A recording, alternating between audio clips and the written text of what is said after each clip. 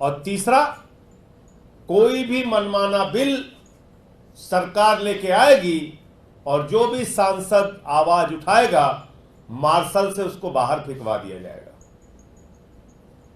भारतीय संसदीय इतिहास में 150 सांसद पहली बार मोदी जी की सरकार ने निलंबित किया था। और यह कहने की बात होती है कि यह तो लोकसभा अध्यक्ष का फैसला है, यह तो राज्यसभा के अध्यक्ष का फैसला है। निलंबन का प्रस्ताव सरकार लेके आती है, संसदीय कार्य मंत्री निलंबन का प्रस्ताव रखते हैं और सांसदों को निलंबित करके बाहर किया जाता है। और कम से कम एक विषय में मेरी सलाह जरूर माननी चाहिए सांसदों को, क्योंकि सबसे ज्यादा भुक्तभोगी निलंबन की कार्रवाइयों का और मार्शल के द्वारा बाहर फेंके जाने की कार्रवाइयों का मैं रहा हूं। बीजेपी वाले चिल्ला चिल्ला के कहते हैं 56 बार बेल में गए 6 साल के अंदर।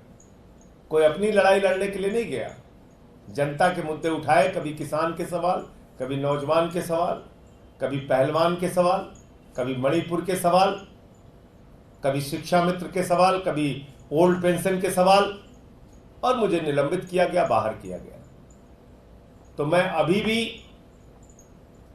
इस घटना के बाद कि एनडीए के घटक दलों को झुंझुना मंत्रालय मिला है, मैं टीडीपी, जेडीयू जैसे दलों से अनुरोध करूंगा कि कम से कम स्पीकर अपना बनाइए।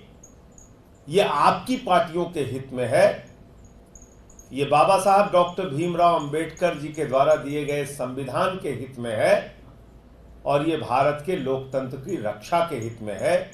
ये संसदीय परंपराओं के हित में है कि स्पीकर टीडीपी का होना चाहिए।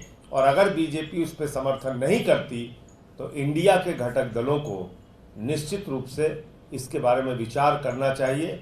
बीजेपी के समर्थन के बगैर अगर टीडीपी अपना स्पीकर का उम्मीदवार मैदान में